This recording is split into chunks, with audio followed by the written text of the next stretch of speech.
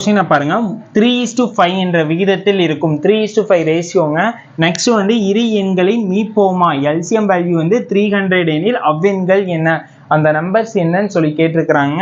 வாங்க ஃபைன் பண்ணலாம். ஃபர்ஸ்ட் வந்து நான் என்ன பண்ண சொல்லுவேன்னா 3x இது 5xன்னு எடுத்துக்க சொல்லுவோம். ஓகேங்களா. நெக்ஸ்ட் வந்து இந்த ரெண்டுக்கு எல்சிஎம் வேல்யூ கொடுத்துருந்தாங்கன்னா இந்த ரெண்டுக்கு எல்சிஎம் வேல்யூ கண்டுபிடிச்சு வைங்க.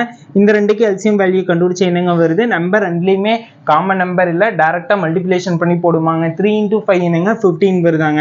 ரெண்டுலேயும் காமனா எக்ஸ் இருக்கு, அது ஹையஸ்ட் பவர் என்னங்க எக்ஸே தானே எக்ஸ். இதோட எல்சிஎம் வேல்யூ என்ன வருதுன்னா 15x வருதுங்க. இந்த 15x இங்க கொடுத்துருக்கிற எல்சிஎம் வேல்யூவோட ஈக்குவேட் பண்ணுங்க. ஓகேங்களா. 15x = 300. ஓகேங்களா. எக்ஸ் தான் வேணும், எக்ஸை மட்டும் இங்க வச்சுக்கோங்க. 15 அந்த சைடு போயிடுச்சுன்னா என்னவா மாறுங்க, டிவைடா மாறுமாங்க. 300 டிவைட் 15ங்க டிவைட் பண்ணுங்க. இது 1 டைம், இது 20 டைமாங்க. எக்ஸோட வேல்யூ 20ன்னு சொல்லி ஃபைன் பண்ணிட்டேங்க. நம்ம கிட்ட என்ன கேட்டுக்கிறாங்க, அவ்வெண்கள் என்னன்னு சொல்லித்தானே கேட்டுக்கிறாங்க. அந்த எண்கள் என்னன்னா 3x 5xல x கூட தான் இந்த வேல்யூ ரீப்ளேஸ் பண்ணுங்க.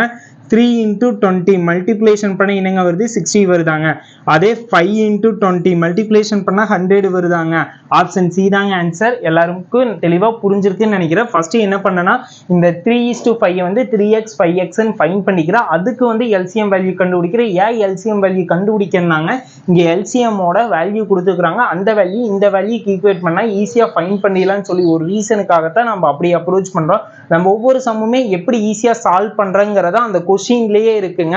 அந்த கொஸ்டினை 1 டைம் 2 டைம் நீங்க படிச்சு பார்த்தீங்கன்னாவே அந்தந்த சமயம் எப்படி ரீப்ளேஸ் பண்ணி சால்வ் பண்ணலாம்னு சொல்லி நிறைய ஐடியாஸ் நமக்கு கிடைக்கும். ஓகேங்களா.